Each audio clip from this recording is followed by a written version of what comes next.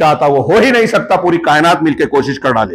फिर आगे कहा, अब शेख ने कहा कि अल्लाह की कमाल कुव्वत का एक हिस्सा यह है कि ये आसमान, जमीन, पेड़ पौधे, पूरी कायनात अल्लाह रब्बुल आलमीन थामे हुए है। ये डगमगा नहीं रहे हैं, ये डिसबैलेंस नहीं हो रहे हैं, ये बैलेंसिंग में चल रहे हैं। ये छोटी बात है? हाँ, थोड़ी देर के लिए सोचिए, ये दुनिया जिसमें हम रहते हैं ना, हमारी जिस कहकशां में रात में जो एक लाइन नजर आती है उसको कहकशां बोलते हैं, धुएं के जैसी।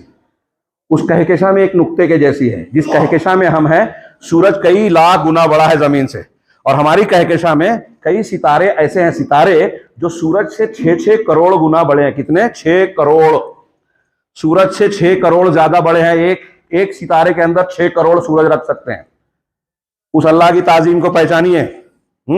अल्लाह कैसी अजमत वाला है, चला रहा है इस निजाम को। और ऐसे कितने सितारे हैं नहीं मालूम, कितनी कहकशां नहीं मालूम, और ये आसमान के नीचे हैं।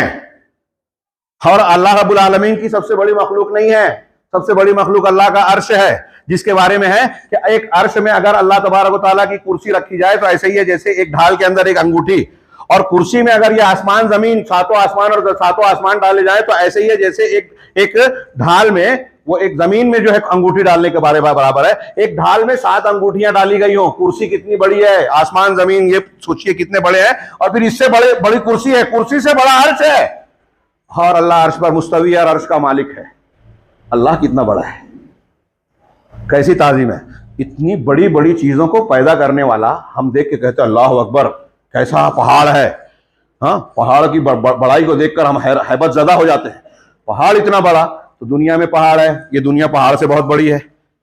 दुनिया से बड़ा सूरज है, सूरज से बड़े सितारे हैं, उससे बड़े बड़े सितारे हैं, फिर उससे बड़ा आसमान है, आसमान से बड़ी कुर्सी है, कुर्सी से बड़ा अर्श है। हम बड़ा बड़ा देखकर जो है हैरत ज़दा हो रहे हैं। तो सोचिए कि इन सबको पैदा करने वाला कितना बड़ा है। अल्लाह की ताजीम का जानने का ये वही शेख बयान कर रहे हैं कि अल्लाह की अजमत और उसकी कमाल कुव्वत का एक हिस्सा यह कि आसमान और जमीन, सारे आसमानों और सारे जमीनों के निजाम को उसने संभाल रखा है, सबको थाम रखा है, कोई डगमगा नहीं रहा है, बिगड़ नहीं रहा है। और उसकी कमाल कुदरत और कमाल कुव्वत का एक हिस्सा यह होगा कि कयामत के दिन एक चीख से दुनिया की सारी चीजों को फिर से जिंदा करेगा। सारे लोग मर जाएंगे एक चीख से, सारे लोगों को फिर से जिंदा कर देगा। हाँ, सबको इकट्ठा करेगा। और उसकी कमाल कुदरत का एक हिस्सा यह है कि उसने पिछली सरकश कौमों को जो है अपने अजाब का शिकार बनाया, तो आन के आन में जिसका फैसला किया उसको मलिया मेट कर दिया, तहस नहस और नेस्त तो नाबूद कर दिया।